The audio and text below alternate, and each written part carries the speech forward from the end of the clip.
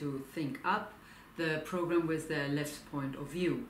Today I have with me Hamid Taqvaee, the leader of the Worker Communist Party of Iran. Hello, Hamid. Hello. Thanks for being with us today. Thank you. I wanted to talk to you about the US elections in a couple of days. The people in the USA are going to vote for the next president. The elections have already attracted a huge amount of attention around the world. And I think this year the elections seem to be quite different from previous years. What do you think? I think this election is very different from previous ones because of the new situation that ruling class and the government and its parties, in the US, Republicans and Democrats are facing today. The problem started from 2008 with the collapse of Wall Street, and since then we see that not only from the economic point of view, but politically, socially, ideologically, ruling class and those, so to speak, 1%. Confronting a very deep and profound crisis. And today's situation is a result of that. We know that after Bushism, the U.S. policy, which was the militaristic interfering in Middle East, with what we can call Bushism, it gets nowhere.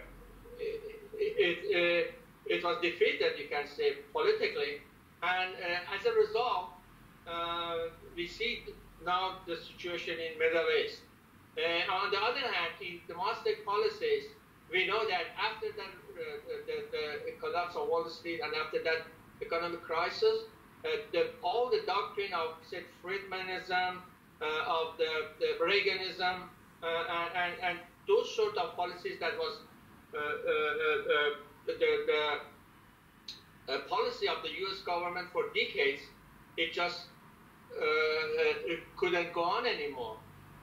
So everything is again open, everything is on the table. And since then, bourgeoisie and its academics and its strategists had no answer for that.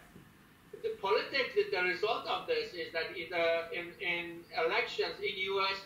and in Britain as well, we are saying that those parties who are not traditional, who are out of the box, so to speak, they just get more influence socially, like Jeremy Corbyn in UK and like Bernie Sanders in US. And on the other side, we have the ultra-right. We have racist groups and politicians who just have some popularity because they represent a new way of looking at the politics and economics and everything. As always, when bourgeoisie confronts a crisis, ultra-right have a chance to say, okay, I have the solution, I know what to do. The same thing that Trump does these days in the election in U.S., that is against, he says everything, we have a bad situation economically because of the immigrants, because of the globalization, so he's representing some sort of economic nationalism, economic protectionism, at the same time blaming foreigners, blaming immigrants for the problems of the people. And he's very, it's an ultra-right that in the last decades, we haven't seen such a thing. Here, he's even officially, you can say, and openly, he's a racist. He's against women. He's a sexist. He's for any type of social services or whatever, like he's against Obamacare, he's against even any increase in wages. He says the wage is too high in U.S. and that sort of thing. So he's an ultra-right, and the only thing that he relies on is that I'm I'm out of the Washington. I'm not part of system. I'm outsider. He's a demagogue with that sort of slogan. On the other hand, we have Clinton, because Sanders was too left for the American policies. So we have Clinton, who's representing the status quo. That's the choice that people have to choose between those two. One is representing what it is, the other one going to far right. So that's why those, so to speak, the traditional election in the U.S. is no more, and we have a completely new situation. So what would be the difference, and what would be the same if either Clinton or Trump win the election? Actually, what would be the same is the long-term policies,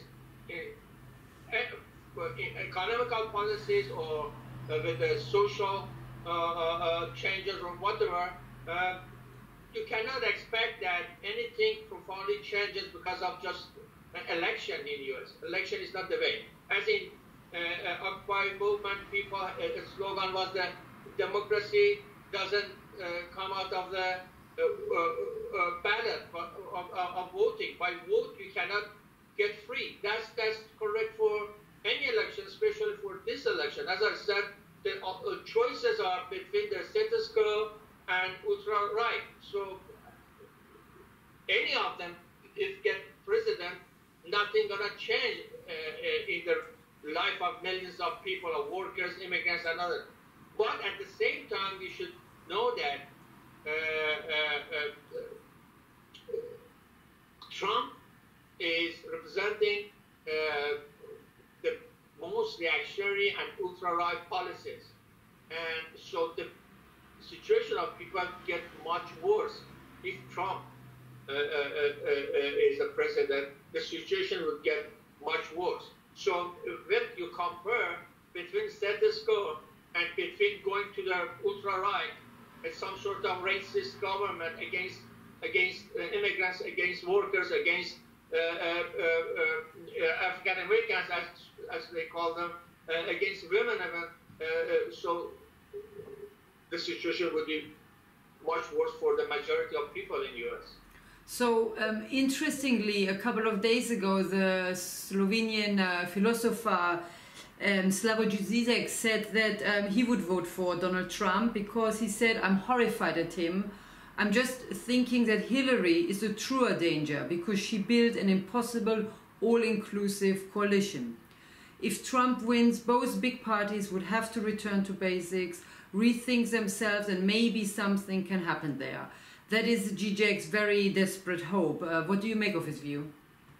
Actually, it's a very weird position. It just reminds me of lunatic left, so to speak, in Europe. It means that the logic is that I want the situation get worse, hoping that as a result it get better. It doesn't make sense. People, and I mean the real politics doesn't work this way. People want the smallest changes, even 1 inch improvement in their everyday life. At the same time, they want to go for radical changes against the whole system. And that's the correct position. I mean, for a progressive, for a leftist force or party or person like Žižek, the right position is that we have to fight racism in U.S. We have to fight, do everything that Trump represents. At the same time, we have to go for profound and radical change in our everyday life. That's the way that's the right position, I think. What Žižek says, it is as if somebody in pre-World War Germany says that Hitler is better because the political parties in that time Germany would do something about it. It just doesn't make sense. So I think it's not a position that anybody who's involved in everyday life, in everyday politics, can agree with. So what would be the best for people to do now? What would really change and influence the future for people and for the system as such? What can people do now? Should they vote? Should they not vote? What can they do? I think we need a social movement for a radical change. That movement has already started. We had the occupation movement a couple of years ago, 5-6 years ago, and it has a profound effect in their everyday life. You know, everybody now these days talks about 90% as opposed to 1%. Even in this year, Obama in his United States speech refers to 1%, and he said we have to do something on it. So everybody agrees that this situation cannot be continued. We have to do something. So that something can be done only by social movement, by masses of people, by movements like what we had as revolutions in the so to speak Arab Spring, or social movements like Occupy movement. We need that sort of thing. That sort of social movement had to be politicized, had to be organized, and be represented in politics. And that's the thing that should be done. And Sanders somehow get closer to this, but even we need somebody more radical than Sanders that in politics, in everyday politics, represent that movement. So I think that's the key. That's the main agent of change, not only in the US, but all over Europe. Hamid Taqvaee, thank you very much for your interview today. Thank you. Thank you for watching. Until next time, goodbye.